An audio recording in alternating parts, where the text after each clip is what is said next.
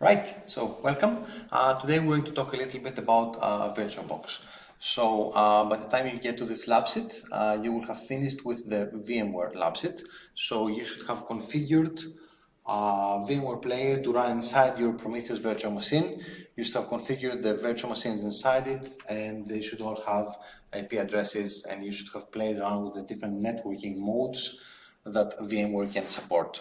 We're going to do exactly the same thing now, only we're going to do it using Virtualbox so that we can learn how Virtualbox actually works and what are its capabilities and so on. Ideally, at the end of it, so the optional final task for this lab sheet is to compare and contrast VMware with Virtualbox. I just want your opinion. After using both, I would like you to tell me which one you prefer, which one you think is better or worse, what advantages and disadvantages each of the two pieces of software actually has against each other. So Virtualbox is, I would say, the second probably virtualization hypervisor after VMware with regards to home or small business use. It is free to use, and that's one of its biggest benefits. And we can get it from virtualbox.org. The installation of it is in an RPM form. So all you need to do is you need to go to virtualbox.org, find the RPM, download it, and as always with RPMs like this, you could either install it with RPM-I, but if I remember correctly, there are some dependencies that will be asked for if you do that. So instead, you can do yum local install VirtualBox RPM. So that will install the RPM locally, and it will automatically use yum in order to fetch any required dependencies, any libraries that are needed for it to work. Now, to build a virtual machine in VirtualBox, the procedure is quite similar to the one in VMware. So you basically start VirtualBox up, you create a Prometheus VM. I would like you to call it vPrometheus 4 because the other three ones are still on your computer from VMware. You can use the same ISO image from CentOS from your documents, or if it's not in your documents, you will be able to find it in global or global RO. And then I'd like you to switch to expert mode. So this has a standard mode, which usually does unattended installations. It has an expert mode that allows you to choose the hardware that you want your virtual machine to have as well. So you do a skip unattended install. On this one, give it 4 GB of RAM, 20 GB of space, and there are questions in this lab sheet as well. So this one says research and write a few lines about each of the different types of hard disks available here. So you will notice that VirtualBox actually offers the possibility of different types of hard drives, whereas VMware only works with VMDK. And this is good because it makes the VirtualBox virtual machine images more portable across different platforms, operating systems, and so on. So it gives you a little bit more flexibility than what VMware actually does with regards to the hard drive images. So you finish, you can go to settings and display, you can check the graphics for the video memory.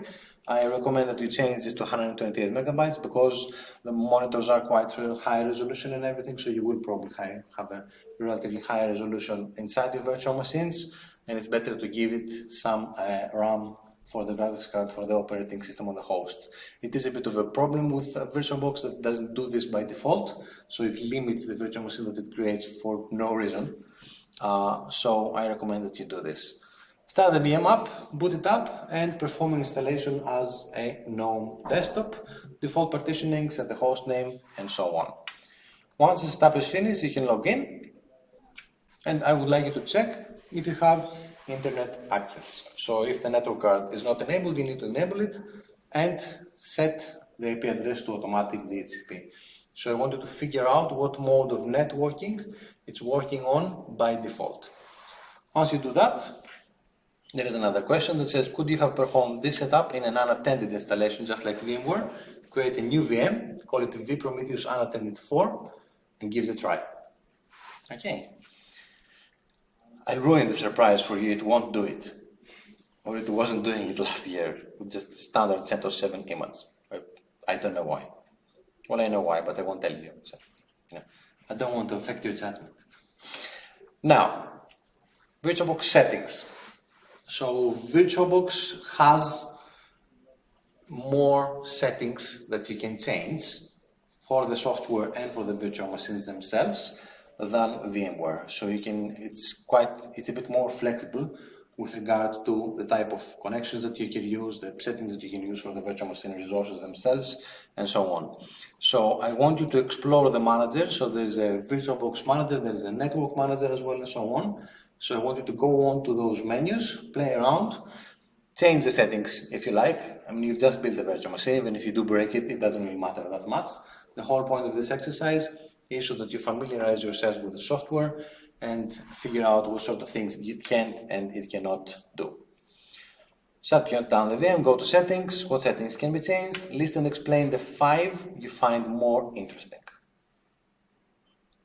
Once we do that, we move on to networking. So we need to figure out what modes of networking VirtualBox actually supports and how well they work. And of course, we need to compare this to VMware's own capabilities as well. So your VM is currently connected to the outside world using NAT, as VMware does by default. It's the easiest thing to do in an automatic mode for any virtual machine. So I'd like you to figure out the IP address, default gateway, and everything else. Okay, so I want to know this because I want you to know exactly how VirtualBox behaves with regards to the host, the network interfaces that it creates on the virtualization host, and what it actually does for the virtual machine that this works onto it. You can then clone the virtual machines, and actually VirtualBox provides a function, a menu for this. So instead of you going into the folder where the virtual machines are located and copying the folder itself, you can actually go into a menu on VirtualBox and choose clone virtual machine. You do that and you create all the new virtual machines that you need. Set the network adapters to whatever you want them to be, and then move on. You start them up. Remember to rename the virtual machines once they've booted up. So you need to edit the etc. host name file in order to set them to vPrometheus 5, 6, 7, 8, or whatever they will be. And then go to VirtualBox Manager, go to the settings, and rename the virtual machine itself as well. Again, in the same way as renaming the virtual machines in VMware, depending on the network connection that they have, I would like you to do the same with the virtual machine names for VirtualBox as well. So VP4 will be NATed, VP5 will be bridged.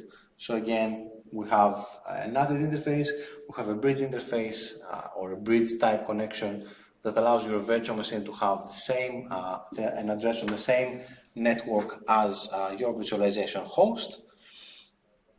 And then move on and check the IP addresses. Again, remember, if you're bridging, you need to change your bridged IP address to whatever your IP address on your host is, plus 50. That would give you the same IP address as what you have on your VMware DHCP machine. Okay, if you want to try to have them all running in one at once, like if you want to take a photo of it in the end, there are two things you need to do. You need to up the RAM on your Prometheus virtual machine, and you can do this. You can take the RAM up to 56 gigabytes.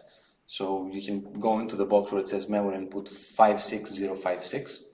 Okay, and once you do that, you can then try to start up all of the virtual machines that you've created and see what happens. Okay, they shouldn't have a problem running in parallel, VirtualBox and VMware virtual machines. Alright, so you can, if you want, try to see how complicated of a virtual network you can have with 2 different hypervisors and 8 different modes of networking essentially in pairs. Alright, if you want to do that, then all you need to do is add 50 every time you use a new bridge. So your physical computer will have, let's say, an IP address of 28.10. Your first bridge on Prometheus will be 28.60. Your second bridge on vPrometheus 0 or 1, which will be the bridged VMware virtual machine, will be 28.110. And then you can have another bridge at 28.160 if you want for your VirtualBox virtual machine.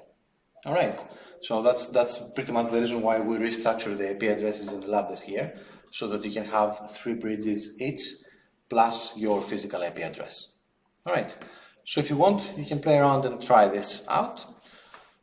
Again, ifconfig root -n and ping google.com to make sure that your bridge actually works. The next one that you'll need to create will be VP6, which will be in a host-only basis. So that works in the same way as VMware does. It starts up a DHCP server on the host, it gives an IP address or a range of IP addresses, and then it allocates one of those IP addresses onto the virtual machine that you have built.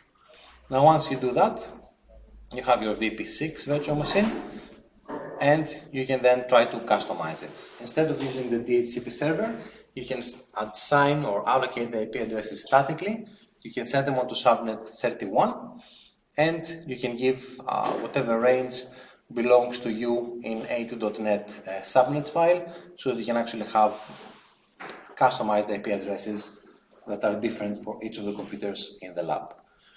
So you need to set the settings for the IP addresses in the software itself. So VirtualBox requires that you tell its DHCP server what is the lower bound and what is the upper bound of the IP addresses that you're giving to your virtual machines in host-only mode. So you cannot do this in a completely custom or way that as we've done it in VMware. You need to play along with VirtualBox's own infrastructure for its networking. That will also get a little bit more complicated because the DHCP server that you're configuring can only give out one IP address. Because remember, on subnet 31, you only have two usable IP addresses that you can use. Okay, and the first usable IP address will be used on the interface of the host, so on Prometheus itself.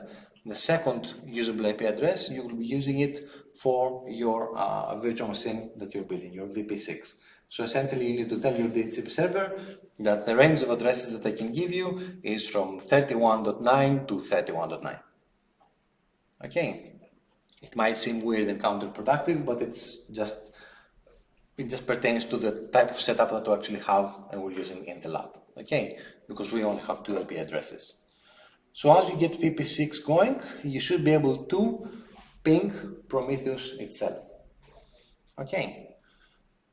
Once you do that, you shouldn't be able to go any further than that because you are on network 31 and the internet is provided to you through network 28. So again, you cannot jump through networks. Okay, you would need to have some routing in place. We can then move on to VP7. So this is what is called an internal mode. So VirtualBox has one mode that is different to the rest of the modes than what VMware can actually provide. So it's internal. You can configure it. I would like you to check the IP addresses, and I would like you to see what actually happens with this internal network. And I would like you ideally to figure out what the difference is between an internal interface and a host-only interface on the node. So what's the point of having an internal interface? One way to do this is to actually go and set up routing on your host for your networks. If you've done the VMware LabSit, you can probably have done this already. Okay, so you will have routing for subnet 31 or whatever it is that you're using. You can try and use the same one for the interfaces that VirtualBox has created on your Prometheus virtual machine. Essentially, it would mean that in your zebra.conf you need to mention the network card that belongs to VirtualBox rather than just the network card, VMnet1 or whatever belongs to VMware itself. Finally, the final task for this LabSit is, as I said before, I would like you to do a comparison between VMware and VirtualBox. So I would like to know your opinion. So you can just type this out on your logbook, and I would like you to tell me which you prefer, first of all, and I'd like you to tell me why. So which one do you think is actually better, more flexible, has more features, is easier to work with, and so on and so on. All right. That's it. It's pretty similar to the LabSit that we have on VMware. There are differences in the way that the two pieces of software actually work. Okay, so I would like you to just play around, experiment, figure everything out, and see which one you like most or not. Okay. Do you have any questions about everything that we've done so far on VMware? So did you have any problems in the lab at all that you'd like to ask about? No? Okay.